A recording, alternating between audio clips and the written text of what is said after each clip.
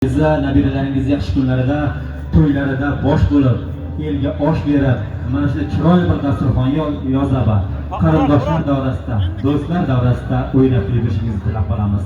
Bugungi shodiyonamizni, bugungi tadbirimizni asl sababchilari sunnat bo'layotgan yigitlar Xurshidbek hamda Ibrohimjonlarning sunnat to'yi munosabati bilan to'y dasturxon atrofida, do'stlar davrasida, qarindoshlar davrasida o'tiribmiz.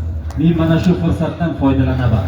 O'zimning nomimdan, san'atkorlar nomidan, kelgan barcha aziz insonlar nomidan bugungi shodiyona bilan, bugungi ulug' ayyom bilan Yusuf akamizni, Nodir akamizni tabriklaymiz.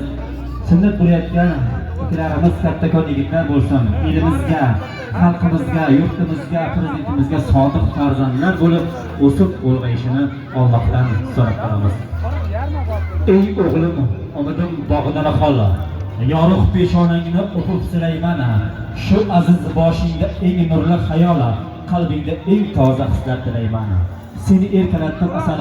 Aziz do'stlar, hurmatli mehmonlar, bemalol nozik ne'matlarni tanovul qilib, chaqchaqalashib, uzoq ko'rishmagan qarindoshlar bilan dildan suhbatlashib o'tiringizlar. Davomida ko'tarinki kayfiyatda go'zal qo'shiqlar, albatta go'zal raqslar bilan yaxshi kayfiyatda o'tkazamiz degan niyatimiz bor. Ajoyib san'atkor do'stimiz Azizjonni davramizga taklif qilganmiz. Elimizda xalqimizning yaxshi kunlarida soziga soz qo'shilsa, elimizda xalqimizga xizmatda bo'lib yurishini ham.